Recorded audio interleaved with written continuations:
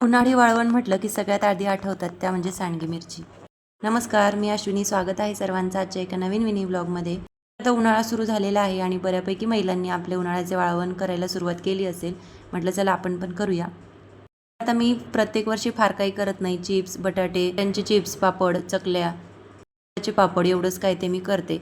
फार काही करत नाही कारण मुलंसुद्धा जास्त खात नाही आणि केलं की ते वर्षभर पुरतं म्हणून मग जास्तीचे पदार्थ मी करत नाही. तर इथे मी छान असं मिरच्या करणार होते. त्यासाठी मी मिरच्या छानपैकी चिरून घेतल्या.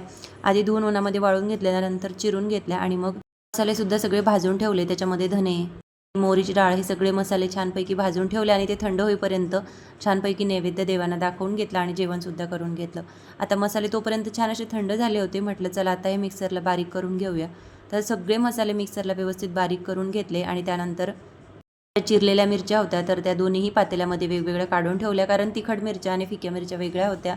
त्यानंतर त्याच्यामध्ये दही घातलं, सगळा मसाला एकत्रित घालून घेतला आणि सगळं सारण एकत्रित केलं आणि त्यानंतर सगळं एका ताटामध्ये घातलं. तशा तर मिरच्यामध्ये मसाला भरायचा असतो, पण त्याच्यामध्ये दही घातलेलं होतं आणि तसंही ते वेगळं होणारच होतं म्हणून म्हटलं चला एकत्रितच करून असं वाळू घालूया. ते सुद्धा मिरच्यांना छान चिटकून राहिलं बरं का. ते मसाले मिरच्यांना लावून घेतले आणि त्यानंतर मिरच्या ज्या आहेत त्या छानपैकी उन्हामध्ये ठेवल्या. तोपर्यंत कपडे वाळलेले होते. आता वाळलेले कपडे घड्या घातल्या आणि ते कपाटामध्ये ठेवून दिले. आता मुलांचे कपडे असले की ते असे त्या जागेवरती ठेवावे लागतात कारण मग त्यांना सांगितलं की ते लगेच तिथून घेतात. आता कपाटसुद्धा भरपूर खराब झालेलं होतं. म्हटलं ते आता पुसून वगैरे घेते. या कपाटाचा कलर थोडा डार्क आहे आणि ते लगेच खराब होतं म्हणून मग त्याच्यावरती डाग वगैरे लगेच दिसतात तर ते पुसून घेतलं.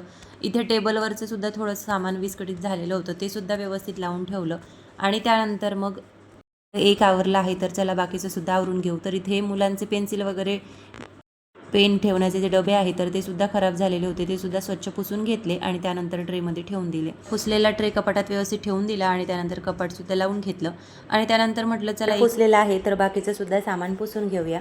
तर इथे मोठं कपाट असेल किंवा मग मशीन असेल तर ती सुद्धा मी पुसून घेते. त्यासोबत ड्रेसिंग टेबल थोडा खराब झालेला होता तो सुद्धा पुसून घेतला. आता एकाच रूममधलं सगळं सामान एकदाच पुसलं की रूमसुद्धा खूप छान दिसते आणि क्लीन दिसते म्हणून म्हटलं चला आता सगळं पुसून घेऊया. तर हे जे कपाट आहे हे खूप जुनं आहे पण आता की सामान त्या कपाटामध्ये बसतं. तर हा जो काच आहे तर हा सुद्धा खराब झालेला होता.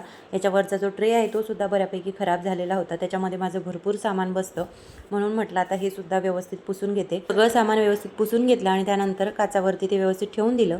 तोपर्यंत मुलं स्कूलमधून घरी आलेले आणि घरी आल्यानंतर याचं काहीतरी गप्पा गोष्टी सांगणं मला चाललं होतं. स्कूलमधली स्टोरी तो मला सांगत होता. या गोड स्टोरीसोबत आजचा व्लॉग मी इथेच थांबवते. परत भेटूया एका नवीन मिनी व्लॉगमध्ये. पर्यंत बाय.